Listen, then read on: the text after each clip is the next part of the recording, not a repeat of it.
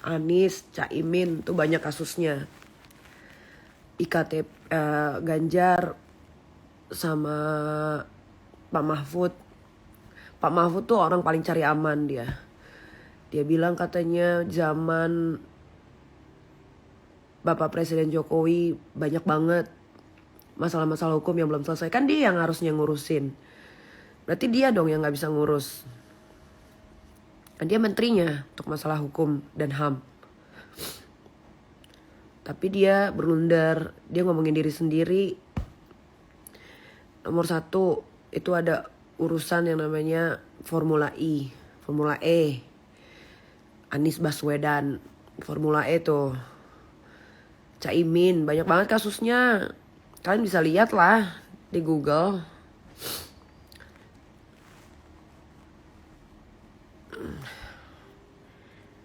Pak Mahfud MD aja mengiyakan bahwa Bapak Prabowo zero korupsi.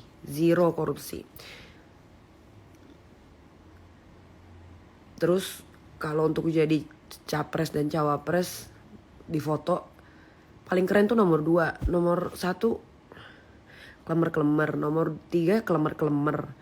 Apalagi kalau gitu deh pokoknya. Ya pilihan kan boleh beda-beda ya. Tapi kalau gue milih orang itu biasanya gue selidiki dulu, gue cari tahu dulu, supaya enggak menyesal di kemudian hari. Tapi bener deh, dari ketiga calon pasangan capres dan cawapres ini, nomor 2 udah paling mantep. Kalau untuk dipajang di sekolah, di perkantoran, di rumah, jadi presiden dan wakil presiden, nomor 2 tuh paling keren udah. Nomor 1 tuh Anies tuh banyak banget masalah tentang masalahnya banyak banget. Dulu dia pernah dipecat gara-gara duit. Terus Formula E juga masalah duit. Melas. Bang Sunan, Prabowo Gibran top. Iya. Udah paling top, Marco top. Kakak tadi aku DM. Aku tuh gak pernah buka DM. Jadi jangan DM, gak usah. Karena DM aku tuh tiap hari 1000. Jadi aku gak mungkin buka DM. Jadi kalian gak usah DM. Gak usah repot-repot DM saya. Karena saya gak pernah ngecek DM. Kecuali tag-tagan dari teman-teman yang memang saya follow. Atau memang teman yang saya kenal. Baru saya buka. Tapi kalau kayak netizen tuh gak ada yang saya buka.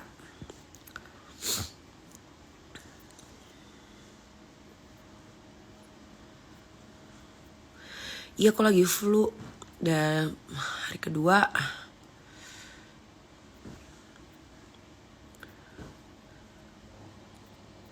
Terus kalau paslon nomor 1, nomor 2, nomor 3 itu janjinya terlalu kelewatan batas. Masa kenapa mau bantu Palestina harus tunggu mereka jadi Kenapa mau bantu Palestina harus nunggu jadi presiden atau wakil presiden? Bantu mah bantu aja, nggak harus nunggu. Kalau calon nomor 1 terpilih, kita akan lebih gempur membantu Palestina. Kenapa nggak langsung bantu aja? Kenapa harus nunggu jadi presiden? Apalagi nomor 3 juga sama. Kalau kita menang, kita akan lebih perhatian lagi dengan Palestina. Kenapa harus nunggu? Kalian kan punya uang pribadi. Kasihlah uang pribadi kalian untuk bantu mereka. Kalah dong sama rakyat. Rakyat aja diam-diam pada bantu.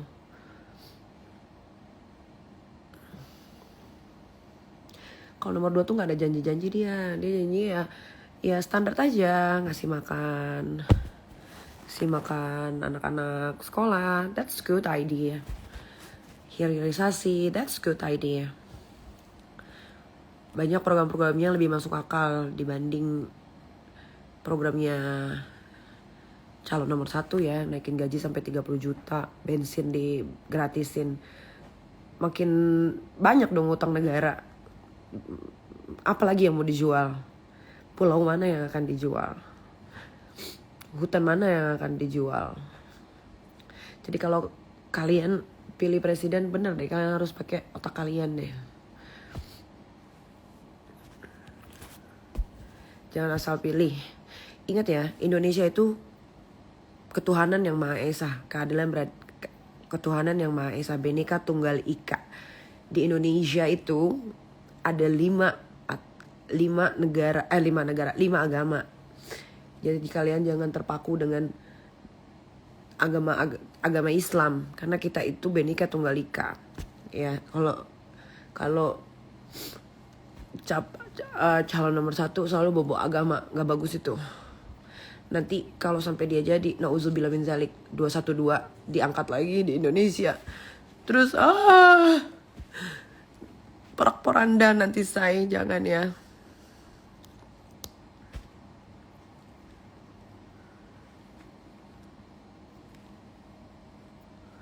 Jangan.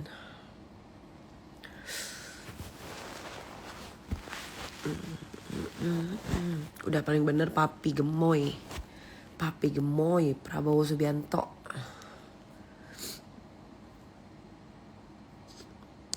Enam agama tuh Konghucu, kamu harus tahu di Indonesia tuh ada Konghucu, ada Kristen Protestan, Kristen Katolik, Islam, Hindu. Banyak tahu agama tuh. Tapi kan yang kalian tahu cuman yang 5 itu aja.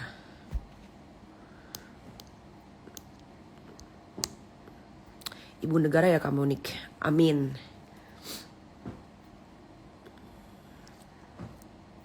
Buddha tuh. Agama tuh banyak di Indonesia, bukan cuma Islam.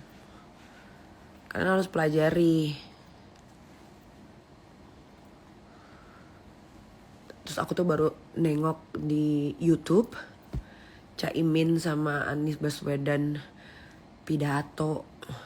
Katanya kalau tidak milih mereka, negara ini akan hancur. Memang dia cenayang. Kok sampai bisa bilang negara ini akan hancur? Kayaknya akan hancur kalau di tangan dia deh. 100% parah kalau sampai dia. Nomor 1 is the best. Dari mana is the bestnya? Coba kasih tahu apa yang sudah dia lakukan untuk negara Indonesia tercinta. Bapak Anies aja jadi gubernur DKI aja kagak jelas. Segala bikin rajutan-rajutan dari bambu lah. Uang gak tahu perginya kemana-kemana. Apa yang dia bikin juga gak kelihatan. Kita ngomong pakai logika aja sama biji mata yang kita bisa lihat. Mata kan belum pada buta kan. Terus kalau wakilnya, karena dia punya dendam membara, ya dari dulu dia pengen jadi menteri, dari dulu dia pengen jadi salah satu kabinetnya Bapak Jokowi, tapi memang namanya aura ya, aura itu kan gak bisa dibohongin, mungkin memang aura dia gelap kali ya. Jadi yang tadinya dia mungkin dijanjikan sesuatu, pas dilihat kok auranya aur-auran gitu, akhirnya diganti dengan orang lain, ya itulah. Gitu.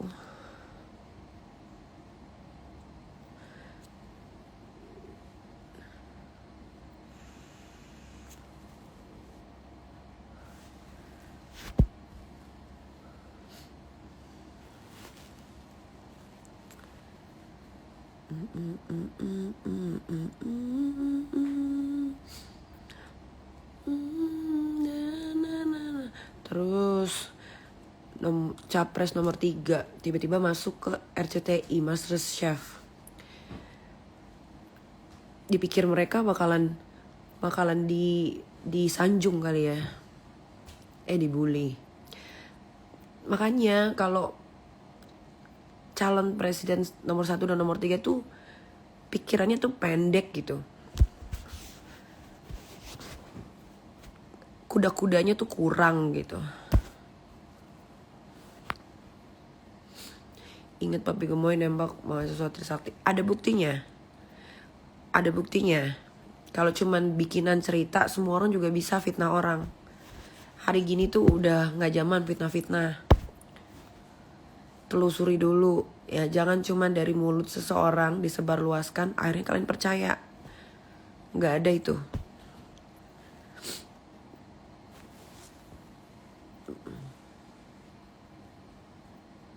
Tidak ada tragedi Trisakti. Bapak Prabowo hanya difitnah.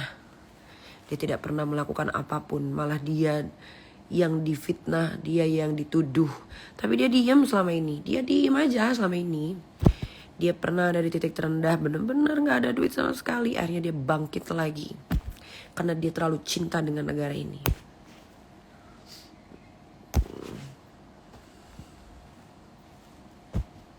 Gue 2 kali berturut-turut tuh dukung Bapak Jokowi. Ya. Tapi setelah Bapak Prabowo masuk ke kabinetnya Bapak Jokowi dan gue lihat bagaimana dia selama ini, itu jauh beda banget dari sebelum-sebelumnya. Mungkin balik lagi ya karena circle ya. Karena circle-nya jadi Pak Prabowo terkesan seperti itu. Tapi sekarang circle-nya dia sudah berubah, sudah jauh lebih beda banget. Sama lah kayak gue, dulu kan gue circle-nya Dajjal ya. Tapi setelah 12 bulan, setahun sudah, gue memutuskan untuk tidak mau lagi berteman atau bertemu atau komunikasi satu kata pun. Dan akhirnya gue menjadi seperti yang sekarang, alhamdulillah. Gitu. Kan Diki masa soalnya habis ya? Iya habis, baru ada nanti 2 minggu, 3 minggu lagi dari sekarang.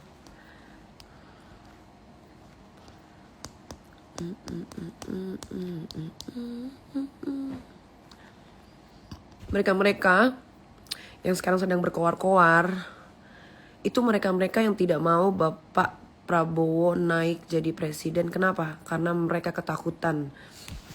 Ketakutan karena banyak salahnya. Karena banyak perbuatan mudorotnya.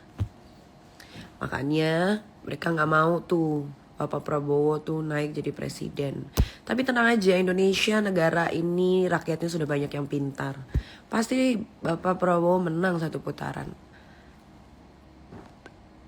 Aku yakin. Aku udah pakai minyaknya, serainya enak banget, ember. Ntar ya, sold out. Habis oil massage aku.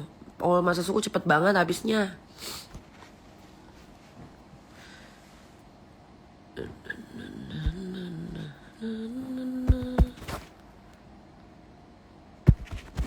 Si paling tahu kalah Google sama Nikmat. Eni, makanya kamu kalau punya kuota ini, kamu jangan cuma ngetik aja di kolom komentar saya lagi live.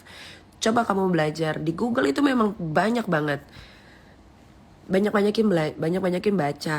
Orang bisa pinter tuh juga orang bisa pinter itu juga karena baca. Jangan kamu pantengin live IG, kamu ketik, kamu komen. Nanti kamu terlihatnya bodoh. Karena semua terpampang kok. Makanya kalau punya kuota, ya jangan dipakein untuk hal-hal yang gak baik. Komen-komen lah, apa segala macem. Gak usah, jangan.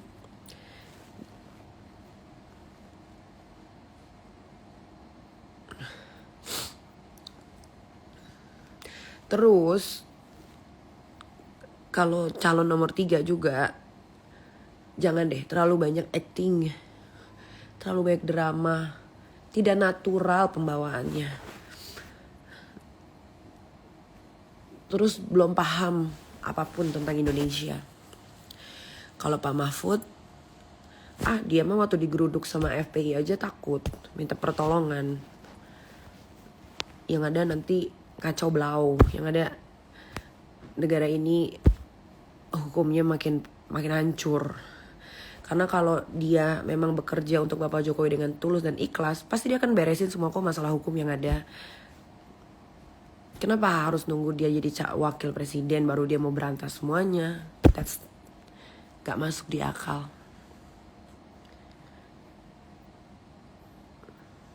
Kak, awas ada yang laporin. Laporin aja. Emang aku ada menghina-hina?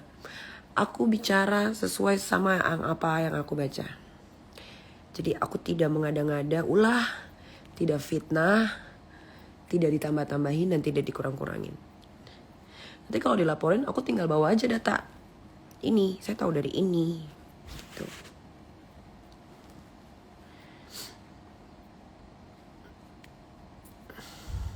apapun pilihannya tetap Anies pilihanku. Ya, jangan. Tapi serah sih. Mau pilih Anies, mau pilih Bapak Prabowo, mau pilih Ganjar, tapi yang paling ikhlas, yang paling tulus, yang paling pinter, yang nggak bakalan korupsi dan nggak bakal bisa disuruh-suruh sama orang karena dia punya partai, bukan dia bekerja untuk partai, itu cuma Bapak Prabowo Subianto. Dan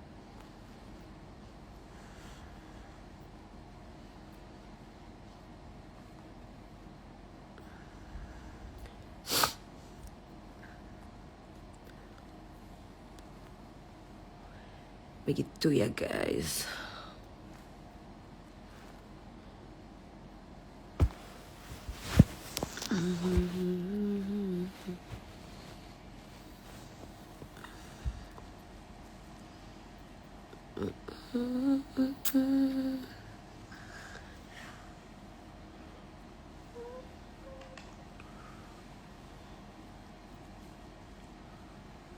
Wakilnya Prabowo gimana menurut? Jangan panggil saya Nyai, saya gak suka dipanggil Nyai.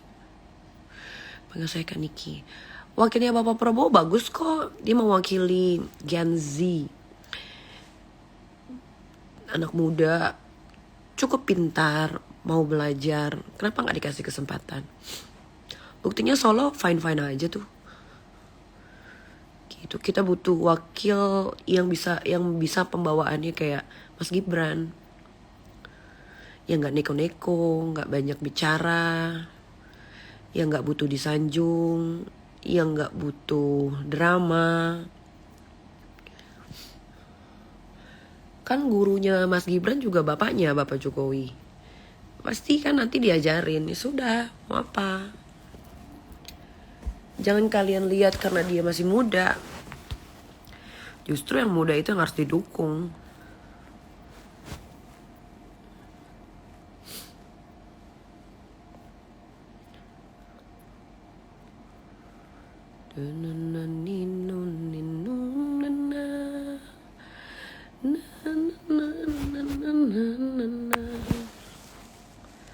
Kalian harus ingat, Mas Gibran itu punya bapaknya namanya Pak Jokowi. Pak Jokowi itu udah terkenal di seluruh dunia, teman-temannya itu presiden semua. Walaupun dia sudah tidak menjabat jadi presiden, percayalah dia masih jadi teman dekatnya bapak orang-orang penting di dunia ini. Jadi kalau misalkan Gibran ingin bertanya sesuatu yang dia tidak pahami, pasti diajarin sama bapaknya. Kok pusing?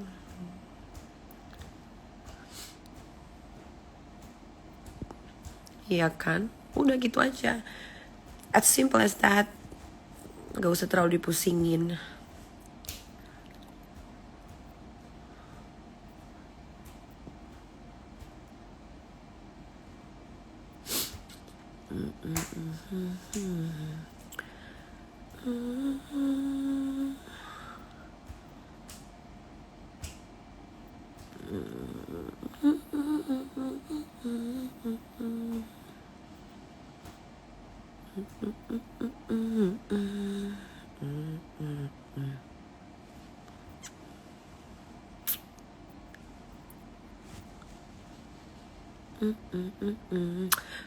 Indonesia ini kalau enggak Indonesia ini kalau nggak dipegang sama Bapak Prabowo, nanti Indonesia ini akan mundur ke belakang, bukan maju ke depan. Karena yang bisa menjalankan dan meneruskan segala sesuatu yang sudah dibikin Bapak Jokowi itu hanya Bapak Prabowo. Kita nggak butuh perubahan. Segala infrastruktur sudah ada, sudah jadi, bahkan masih ada yang proses. Kalau nanti yang ngejanjiin perubahan-perubahan, mau dijadiin apa? Mau di markup lagi itu uang, mau diterbengkalai lagi itu pekerjaan-pekerjaan yang sudah sedang berjalan. Jangan, nanti yang susah kalian sendiri, yang repot kalian sendiri.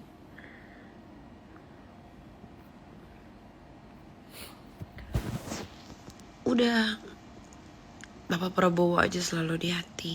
Gak boleh netral tuh gak boleh. Satu suara kalian tuh menentukan. negara ini mau jadi Indonesia maju atau Indonesia mundur.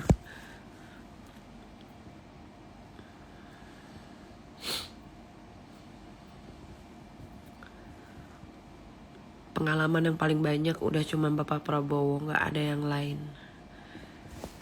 Nggak ada yang lain.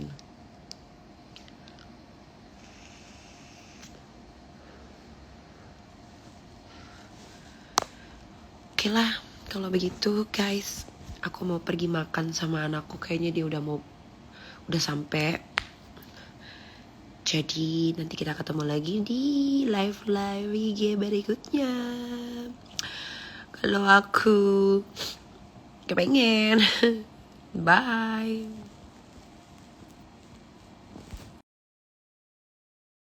Terima kasih sudah menonton. Jangan lupa subscribe Males Baca Berita for more updates.